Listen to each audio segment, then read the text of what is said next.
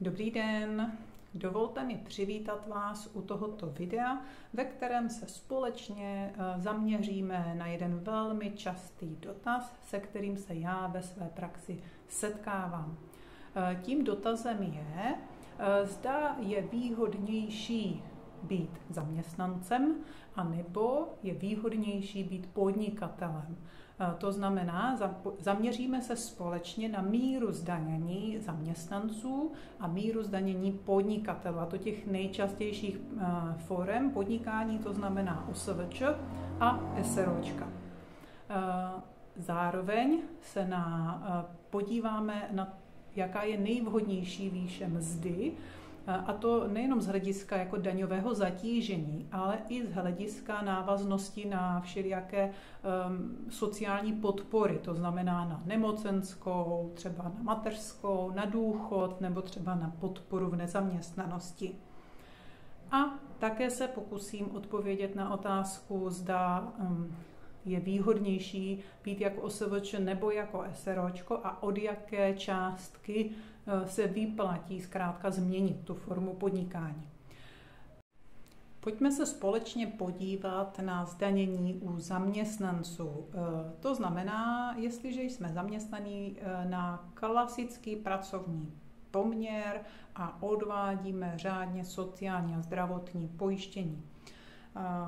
Podíváme se nejenom na míru zdanění, to znamená, jaké procento reálně odvádíme na daních a sociálním a zdravotním pojištění a kolik tvoří vlastně procent čistá mzda z té hrubé.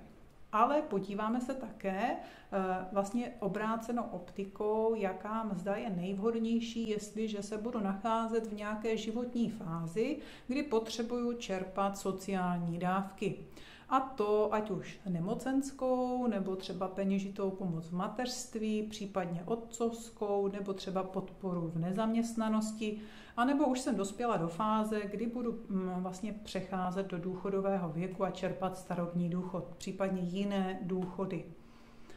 Já jsem nespracovávala všechny údaje, jenom namátkou a ty nejběžnější, a prosím, berte částky s rezervou, protože vlastně nelze vypočítat konkrétně takhle jako do nějakého výukového videa přesné procento, protože každá sociální dávka se počítá naprosto individuálně z předcházejících příjmů a záleží zde na mnoha faktorech. Takže prosím, pouze orientačně, ale pro představu, jaké procento vlastně sociální dávky potom tvoří z čisté mzdy, nám to bude stačit. Pojďme na to.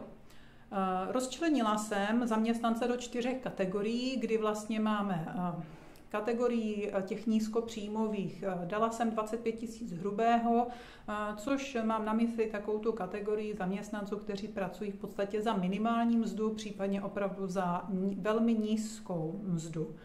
Vyskytuje se to velmi často u maličkatých podnikatelů, třeba jednočlenných SROček a podobně. Druhou kategorií jsou zaměstnanci takoví ti běžní v České republice, jejichž hrubá mzda se pohybuje kolem 40 000 hrubého, nejběžnější forma. No a potom jsem dala 2 kategorie už těch více příjmových, kdy ta první budeme mít hrubou mzdu 80 000, no a pak je ta nadstandardní už lehce 150 000 měsíčně, kdy už se vlastně nacházíme v progresivním zdanění.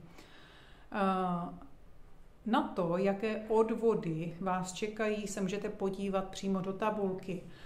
Z uvedených čísel mi jednoznačně vyplynulo, že nejvhodnějším poměrem je hrubá mzda 40 000, respektive ono se tam pohybuje v nějakém rozptylu třeba od 30 000 hrubého, dejme tomu do 50 000 hrubého, kdy vlastně ta míra zdanění tvoří 20% z hrubé mzdy a čistá mzda tvoří zhruba 80% z té hrubé mzdy.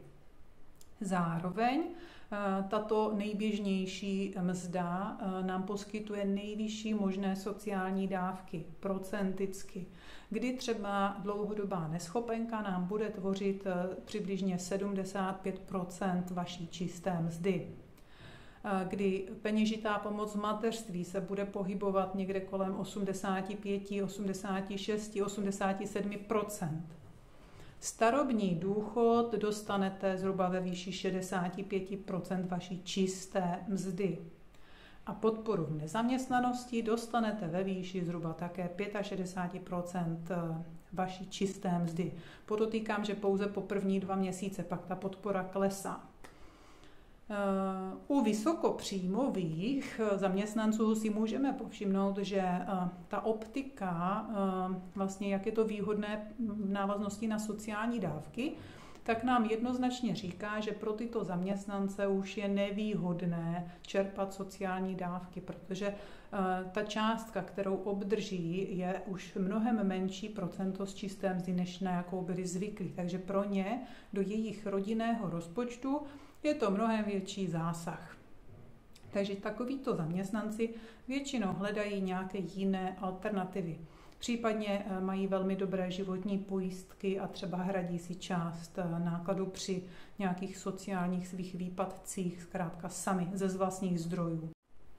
Abychom si mohli ukázat odvodové zatížení u podnikajících fyzických osob, samostatně podnikajících fyzických osob, to znamená OSVČ, tak si nejdřív musíme říct, jak se vůbec vlastně ty odvody počítají. U fyzických osob je základem daně rozdíl mezi příjmy a výdaji. Fyzická osoba si může zvolit 3 různé metody, jak bude výdaje uplatňovat, a to buď v reálné prokazatelné výši, nebo bude používat procento z příjmu, a nebo bude takzvaným poplatníkem v paušálním režimu. Sazba daně je vždycky 15%, jestliže se ale pohybujeme příjmem nad 36násobek průměrné mzdy, tak už zdaňujeme progresivní sazbou 23%. Pro výpočet, aby jsme to měli srovnatelné, tak budu opět uvažovat pouze o základní slevě na poplatníka. Neuplatňujeme žádné jiné slevy ani daňová zvýhodnění na děti. U fyzických osob příjmy ze samostatné činnosti vždycky podléhají odvodům sociálního a zdravotního pojištění, a aby to bylo srovnatelné, tak budu uvažovat, že tato podnikatelská činnost je jediným jejich zdrojem příjmu, to znamená podnikají na hlavní činnost, platí alespoň minimální zálohy, které jsou stanovené zákonem, a my ale budeme počítat to jejich reálné vlastně měsíční, případně roční daňové zatížení nebo odvodové zatížení. Sociální pojištění se platí ve výši 29,2% z vyměřovacího základu. Vyměřovací základ obvykle tvoří 55% základu daně. U zdravotního pojištění se platí 13,5%, zase z vyměřovacího základu, kterým ale je tentokrát polovina základu daně. Samozřejmě máme určitý minimální vyměřovací základ, takže u nízkopříjmových poplatníků na něho občas narážíme, a naopak u těch vysokopříjmových zase můžeme narážet na maximální možný vyměřovací základ, kdy už potom se třeba sociální pojištění neodvádí. Dále jsem vám tady do tabulky ukázala vlastně, jaké jsou měsíční zálohy u paušální daně a jak se vlastně rozčleňují ty jednotlivé pásma, jak se stanovují pásma pro paušální daň. A nyní se společně podíváme na zdanění u OSVČ. Vůbec nebudeme uvažovat o situaci, že podnikající osoba uplatňuje reálné, tedy skutečně vynaložené výdaje, protože by nám to zkreslilo data. Budeme uvažovat, abychom mohli srovnávat zaměstnance a OSVČ, že příjmy, které jsme si uvedli u zaměstnanců jako hrubou mzdu, jsou pro nás příjmy z podnikání a vlastně de facto ty reálné výdaje téměř žádné nemáme, a proto jsme volili variantu buď paušálních výdajů, anebo jsme vstoupili do režimu paušální daně. Zase porovnáváme stejné příjmy, stejné kategorie, to znamená 25 000 hrubého za měsíc, to znamená příjmy, 40 tisíc, 80 tisíc nebo 150 tisíc. Při variantě procentních výdajů, paušálních výdajů jsme v zákoně o daních z příjmu v paragrafu 7 odstavec 7. A protože vlastně nemůžeme to shrnout do jednoho řádku, protože máme 3 možnosti a to můžeme uplatňovat procentní výdaje buď v 80% výši, v 60% výši nebo ve 40% výši. 80% výši mohou uplatňovat zemědělci a řemeslné živnosti, to jsou třeba kadeřnice, dejme tomu, nebo všichni ti řemeslníci. Řemeslnou živností je taková živnost, kterou najdeme v živnostenském zákoně v příloze uvedenou jako řemeslnou živnost. Žádná jiná to být nemůže. Všichni ti ostatní, kteří mají živnostenské oprávnění a nejsou řemeslnou živností, tak si uplatňují 60% paušál nebo mohou si uplatňovat. No a všichni ti, kteří třeba nemají živnostenské oprávnění, ale podnikají na základě třeba jiných předpisů, tak ti si mohou uplatňovat 40% paušál. To jsou třeba daňoví poradci. Takže si ukážeme, jaká je míra zdanění u těchto profesí. Vidíte procenta, že jsou vlastně ve skutečnosti mnohem menší než u zaměstnanců. Takže bychom si řekli 3krát hurá, raději budu podnikat jako OSVČ. Když vstoupím do paušálního režimu, stejný podnikatel, buď to bude třeba ten zemědělec nebo řemeslník s 80% výdaji, nebo by to mohla být účetní se 60% výdaji, případně nějaký daňový poradce se 40% výdaji. Tak v paušálním režimu máme jasně stanovené měsíční částky, které on musí odvádět. A tady vidíte procenticky spočítáno, kdy se začne paušální daň vyplácet. To znamená, že až spíše pro ty více příjmové skupiny. No, ale pořád se pohybujeme vlastně na nižším zdanění než jako zaměstnanci. Ovšem problém je, že nelze to takhle generálně říct, protože jestliže se na to podíváme optikou, že potřebují mnohdy řešit svou životní situaci nějakou sociální dávkou, tak si povšimněte, že ty sociální dávky, na které máte jako OSVČ nárok, jsou procenticky mnohem menší než u zaměstnanců. Znamenalo by to, že byste si museli vlastně dobrovolné nemocenské platit ve vyšší výši, aby se vám vyplatilo potom, nebo byste dostali srovnatelné částky jako zaměstnanci. Takže je vždycky potřeba zvážit, v jaké zrovna životní situaci se nacházíte a podle toho hledat odpověď, zda je výhodnější být zaměstnancem nebo podnikat jako OSVČ. A nyní se společně podíváme na variantu, kdy jsem si založila vlastní SROčko a protože jsem tam pouze já, tak jsem se zaměstnala.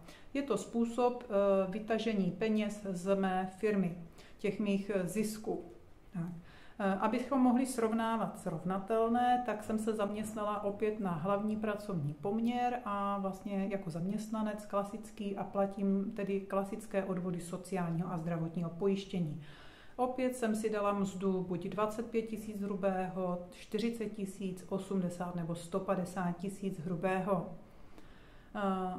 My vlastně na začátku videa jsme si řekli, jaké je daňové zatížení u zaměstnance a kolik tvoří čistá mzda z těch vydaných peněz, to znamená z hrubé mzdy. Jestliže já jsem majitelem SROčka a sama i sebe jsem zaměstnala, tak to, co zaplatí to SROčko, jsou v podstatě tak trochu také moje peníze. A proto, když počítám to daňové zatížení, tak vlastně ho počítám z peněz, které musím zaplatit jako zaměstnavatel. Výhodou, nebo zaměstnavatel platí vlastně 33,8% navíc, což jsou odvody sociálního a zdravotního pojištění ke hrubé mzdě. Výhodou ale je u SROčka, že toto všechno jsou daňově uznatelné náklady A to znamená, že já, jestliže si je uplatním vůči svým ziskům, vůči svým výnosům, tak jsem vlastně ušetřila na dani z příjmu právnických osob, která tvoří 21%. Což tohle musím všechno zkompenzovat, poněvadž to jsou peníze, které já nebudu muset na konci svého účetního období zaplatit. A proto, když počítám míru zdanění u zaměstnance v jeho vlastním SROčku, tak vlastně mě vychází procenta trošku jiná než u klasického zaměstnance. Vidíte, že u mzdy 40 000 hrubého, která nám u zaměstnance vycházela jako taková ta prioritní, tak tady se nám to daňové zatížení o 5% bodů zhoršilo.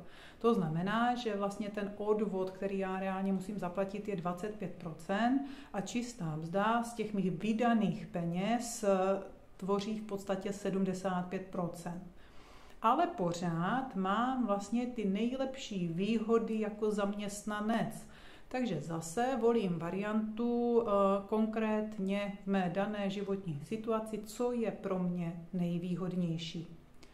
Jestliže mám vlastní SROčko, tak ale forma mzdy není jediný způsob, jak si poslat peníze. Jedním z dalších způsobů je pronajmout nějaký svůj vlastní majetek, který jako fyzická osoba vlastním tomu mému SROčku.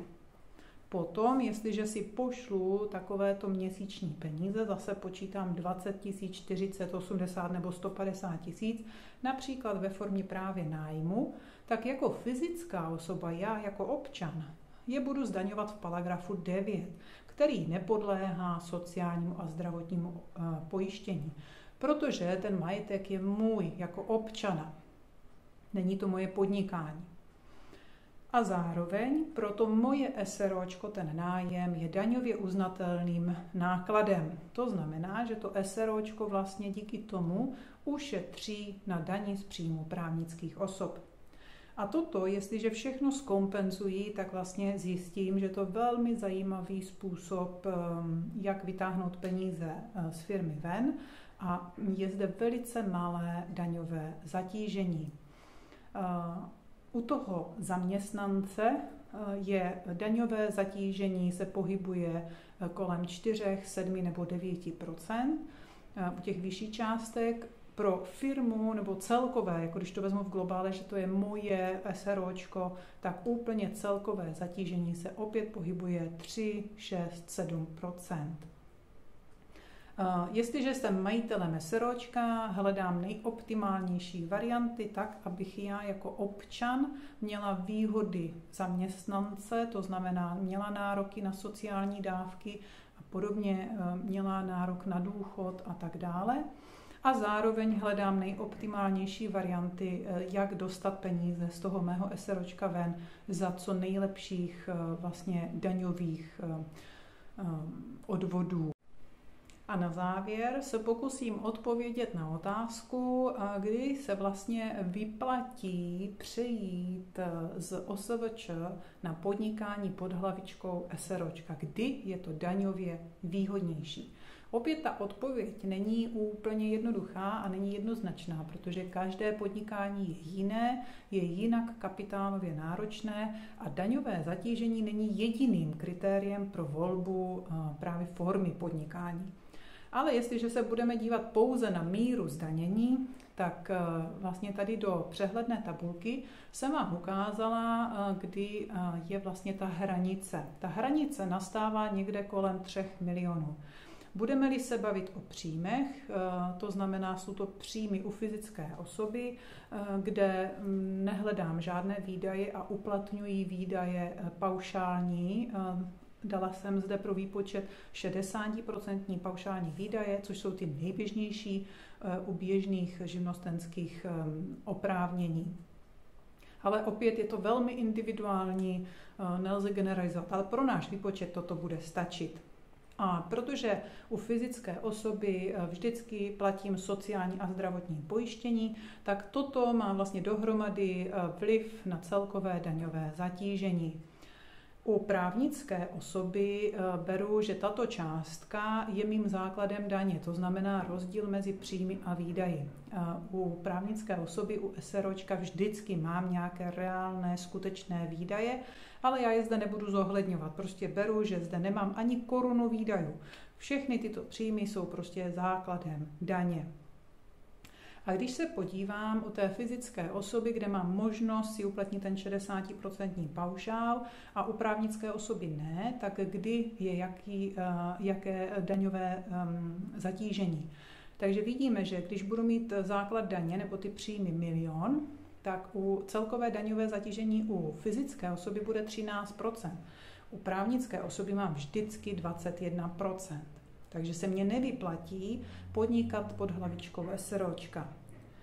Ale jestliže moje příjmy budou 3 a více milionů, kde už prostě uplatňovat paušální výdaje sice mohu, ale pouze z té hraniční hodnoty do 2 milionů a všechno ostatní už zdaňují a navíc v progresivní sazbě daně mnohdy, tak vlastně vidím, že nad 3 miliony už se dostávám u fyzické osoby na nějakých 25% zdanění a více, kdežto u právnické osoby jsem stále na 21%.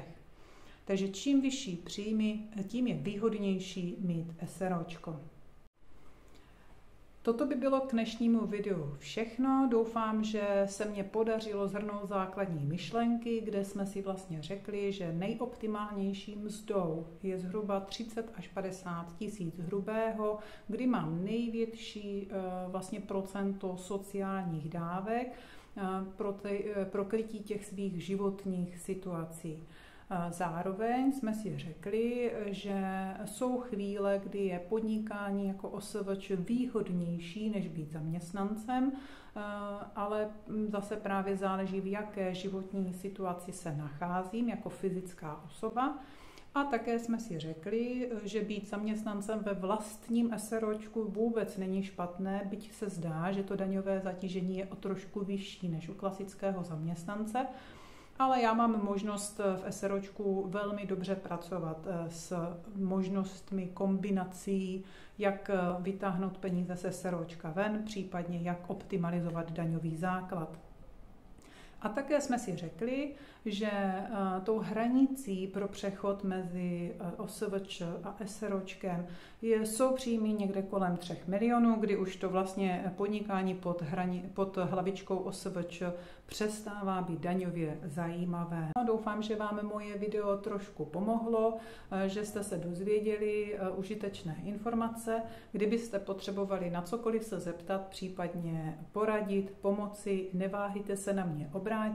Kontakt na mě najdete na mých webových stránkách www.k-taxes.cz nebo zde pod videem a mějte se prozatím krásně, užívejte léta, případně dovolených a já se budu těšit u dalšího některého videa. Zase nashledanou. Mějte se hezky.